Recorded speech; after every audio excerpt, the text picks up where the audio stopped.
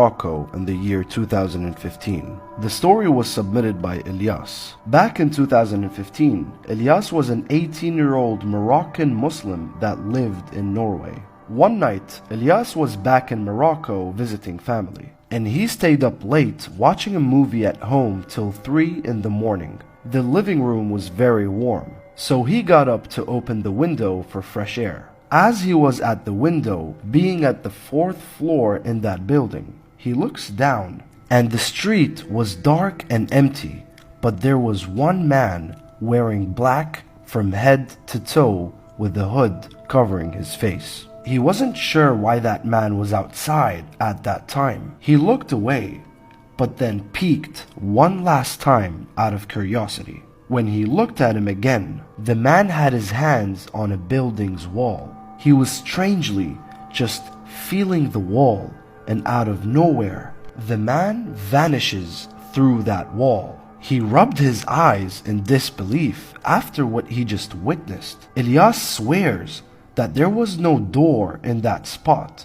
It was just physically impossible. He forgets about this after a while, and then flies back to Norway. 6 months later, in Norway, Ilyas experiences his first ever sleep paralysis, which in Islam is known as Jathum. He vividly remembers having a conversation with a dark figure, and his mom also witnessed him speak in his sleep. He woke up after the paralysis with swollen feet and rashes all over his body. They rushed to the ER, and none of the doctors could diagnose what caused his body to react that way. He was finally discharged after treatment, but after that day, Ilyas was never the same person. He always acted differently. He was antisocial. He was distant from people. And his mom always told him that he needed ruqya. A few months later, they fly back to Morocco for the next holiday season. He was always against his mother's ruqya idea. However, he decided to fight his thoughts and do it. He had a cousin that was also suffering, and she visited Al-Raqi in Morocco quite regularly. So they went together with both of their moms. When they reached, they sat down and waited for their session. Ilyas could hear the Raqi in the other room, and he felt extremely uneasy and started to sweat. The Quran recitation, the ruqya, the sounds, made him not even want to look at that direction. He was angry. He went outside for a moment to gain back his senses until their turn finally reached. The Raqi called them in and started. Ilyas's cousin immediately started reacting horribly when the Quran started. She was screaming so loud.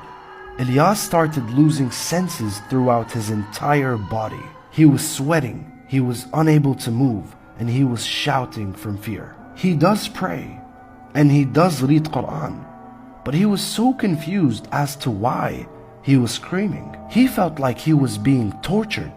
The slightest pinch from the Raqi felt like it was a knife stab. It was very powerful, and this is where he felt a jinn's presence inside of him. The following night was the most horrific night for Ilyas.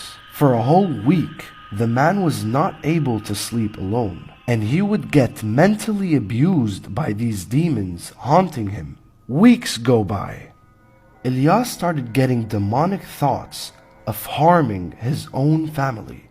He hated everyone. When he would look at his own sister, her face would seem distorted to him. He knows these beings are playing with his head. His whole life turned upside down. He would regularly think of harming his own family, but luckily, he never did. A few months later, Ilyas was back in Norway, and life was back to normal. He was relieved that he was in a good state of mind and that the horror was over. At the time, he worked at a local grocery store. After a Christmas celebration at work, which he did not participate in, it was late at night. He was walking one of his colleagues back home from work. She was a young woman, and she was scared to walk alone. After they reached outside her place, she asked him, "Where's that other girl that was with us?" "What girl?" Ilyas asked. There was no one there.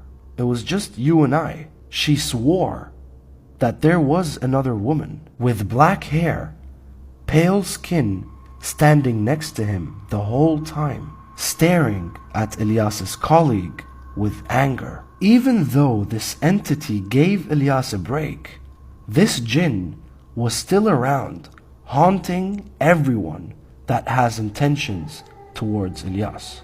In Somalia, in the year 1998, Adil, a young man from Somalia, worked in a goat farming business in Mogadishu, the capital of Somalia. One day, Adil had orders in the city of Barbara. He had to drive there to buy sheep and goats. Barbara is a very long drive from the capital. During the road trip, he had to find a place to stay for the night.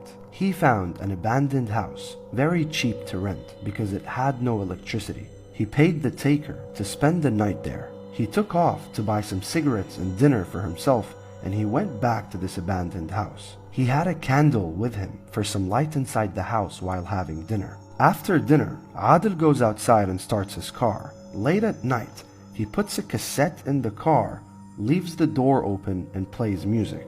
Cassettes were used in most cars back in the 90s for music. Outside the car, he lights up a cigarette and vibes to the music in pitch darkness. Time goes by, and suddenly the music stops out of nowhere. As he turns towards the car, the door of the car slams shut. He assumed it could have been the wind. He takes the cassette out, flips it, and puts it back inside. Right before lighting his next cigarette, the music stops again. As he turns towards the car, the door slams shut. At this point, whatever happened caught Adil's attention. He takes his torch, walks around, and starts reading his prayers. A few meters behind the house, he notices a woman covered from head to toe. He couldn't see clearly. The torch wasn't strong enough, but as he got closer, this being expands. It got bigger after every step he took. He runs towards the car. He tries to start the car, but the car won't start. He knew that this house is haunted. These were jinns. He is now stuck inside his car. He looks at the rear view mirror and he sees the same dark figure behind him. Adil is in a very bad situation. For 5 minutes straight, this figure did not move a muscle. A minute felt like an hour. His throat started drying out from fear, and there was nothing he can do. He stayed in his car, begging and praying to God till the sun came up. Hours go by. He opens his eyes, starts his car, and drives back to Mogadishu, leaving everything behind.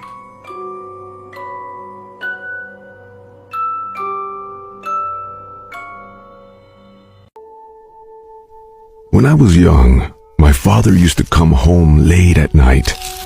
He then turned on classical music at full volume and cut something in the kitchen all night.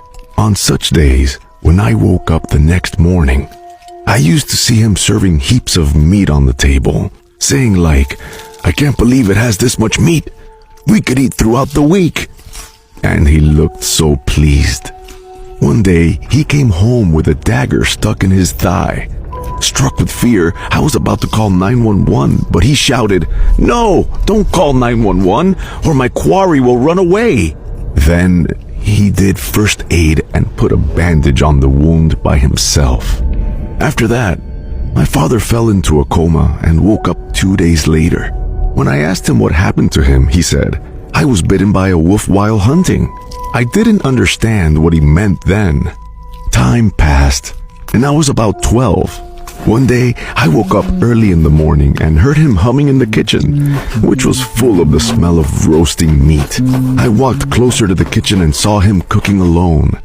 Soon, he was going downstairs to the cellar. I also went after him to surprise on the sly. In fact, I hadn't been to the cellar because my father always kept it locked. I followed him to the cellar and watched him taking meat out of a large fridge.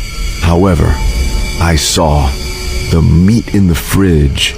It was human meat. I shouted in panic, "What the heck are you doing here?" My father turned around and said, "Oh, my boy, this is the most perfect meat on the planet. Fish, animal, none of those things can dare to compare to the taste of this." I ran upstairs screaming. He shouted from behind, "You had it already! You know how tasty it is!" Thoroughly confused and disgusted, I threw up. I had no idea what to do. I was just a little boy. And I turned 18. One day, my father put me in the car, saying we're going camping in the mountains.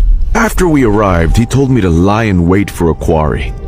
I said, crying, that I wanted to go home. But he gave me a hatchet and said sternly, "Now, feed yourself on your own."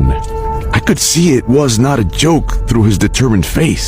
We pitched a tent there and had hidden ourselves for a couple of days. My food from home was already gone, and I struggled hard to hunt small animals like a rabbit or something like that because I literally had nothing to eat. But my father didn't seem in the least interested in such things.